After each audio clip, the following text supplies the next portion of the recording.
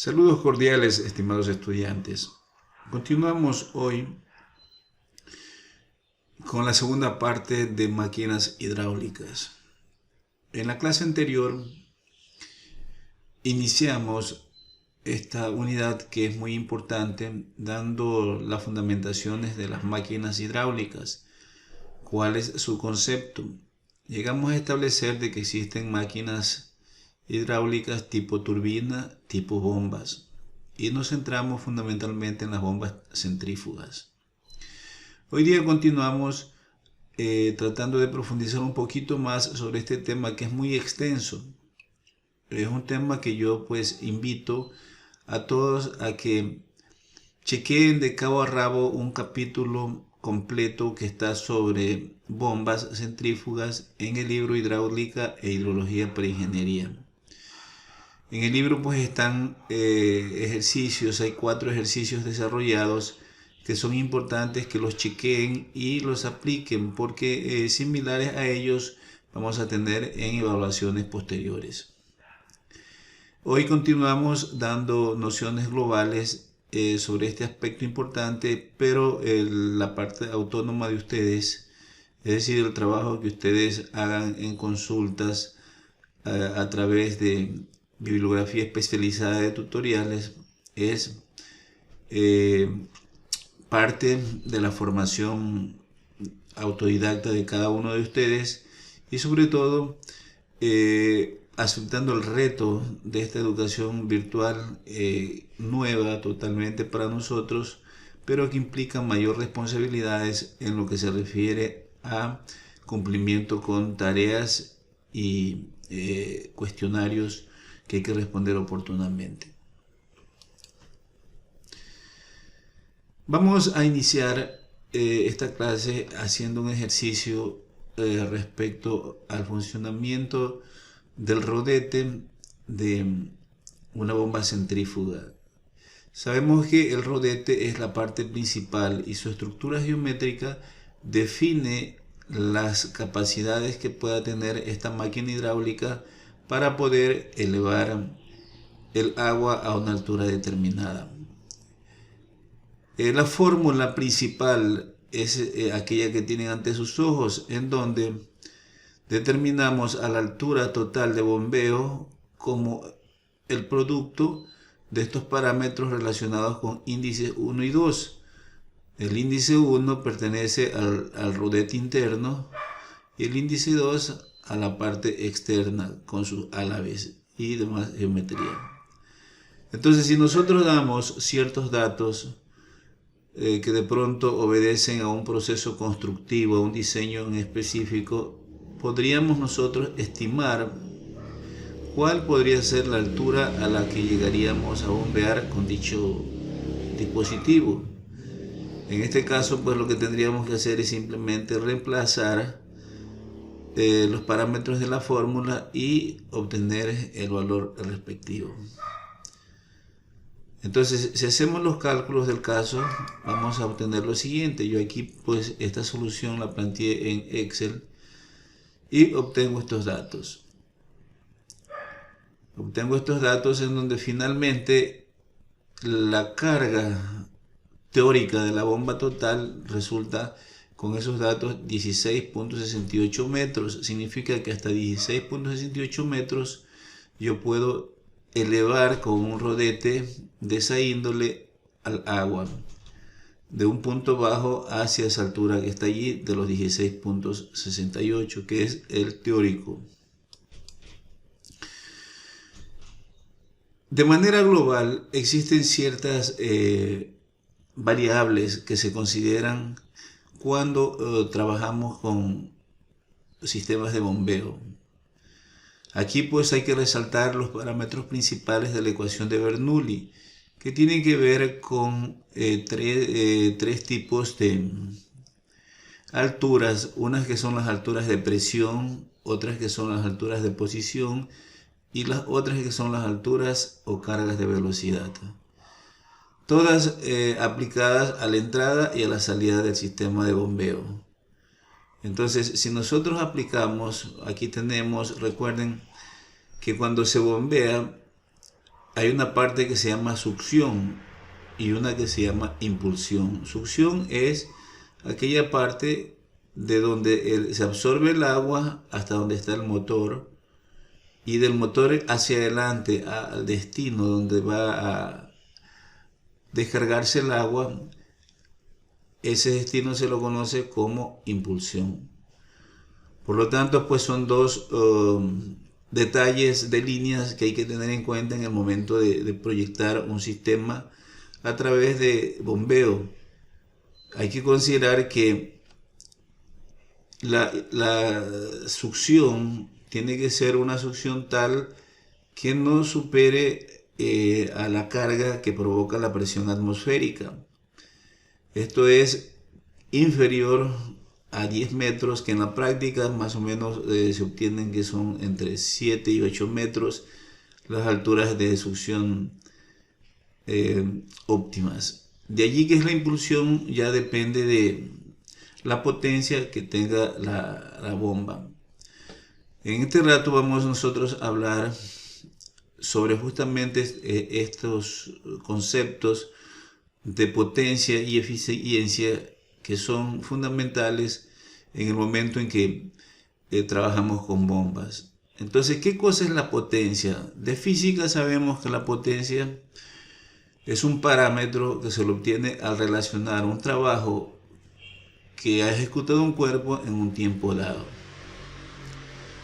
Y ahí pues esa fórmula sencilla la presento. T mayúscula para T minúscula. Y las unidades con las que se obtienen, si el trabajo se mide en joules o julios, como le llaman también, y el tiempo en segundo, entonces la unidad resultante sería joules por segundos, que es una magnitud que en términos globales condensa al newton metro segundo. Y en su conjunto a este newton metro segundo, en la práctica, en la técnica, se ha optado por denominársele vatio. Entonces no se dice newton metro segundo, sino diré de una vez vatio, y se entiende pues que es una unidad de potencia. Esa es la fórmula desde el punto de vista de la física, que es de donde arranca toda la ciencia. Pero si se aplica todo esto, estos conceptos a la mecánica de fluidos, podríamos nosotros expresar al trabajo a través de caudal. Y finalmente nosotros obtenemos esta fórmula simpática en donde la potencia es igual a gamma por Q por H entre eta, en donde gamma es el peso específico del agua, Q es el caudal que se moviliza, y H es la carga que se tiene de agua. Y eta vendría a ser un coeficiente de eficiencia que considera pérdidas de carga y demás elementos que se pierden en el proceso de la generación de energía, en el paso de la transformación de la energía mecánica a energía de flujo.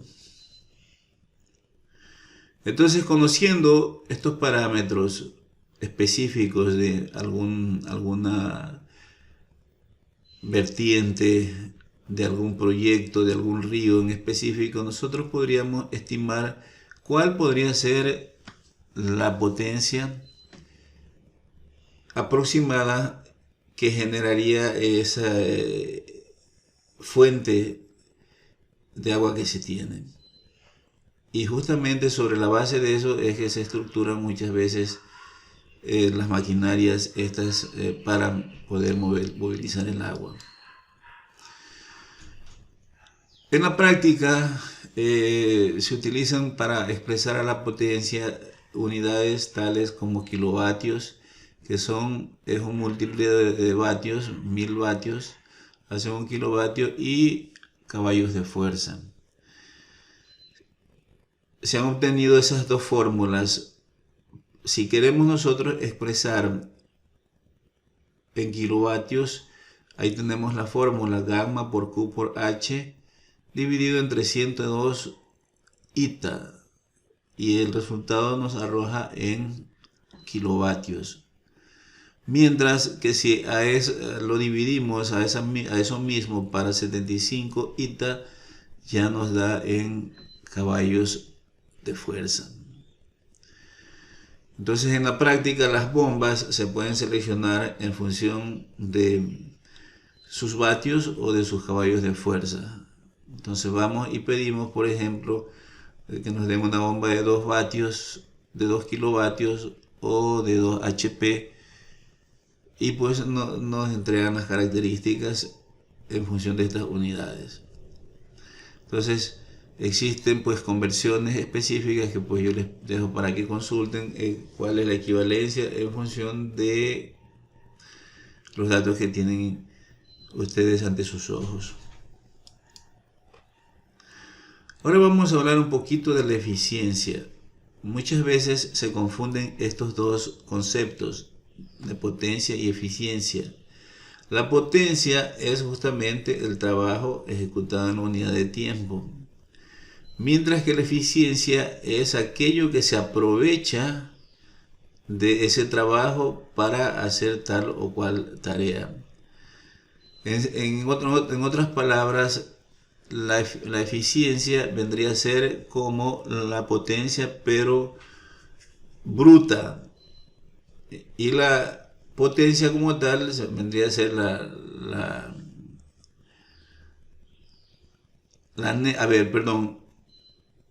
tenemos dos conceptos, neto y bruto. Entonces el bruto sería el N en este caso, y el NU es el útil, es decir, lo que va a emplear la bomba como tal, lo que va a desarrollar en términos energéticos.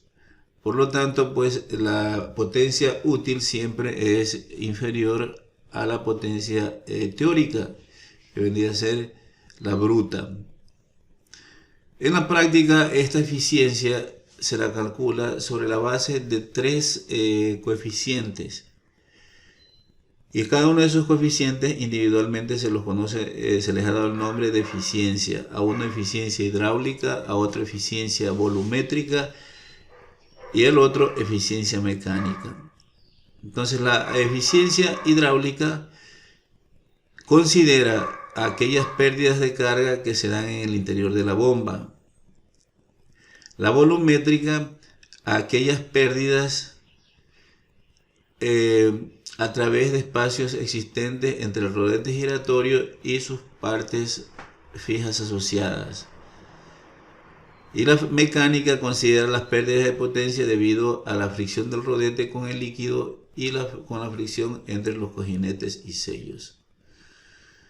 Entonces esos parámetros internos constituyen elementos de pérdida de potencia que merma a la potencia inicial generada.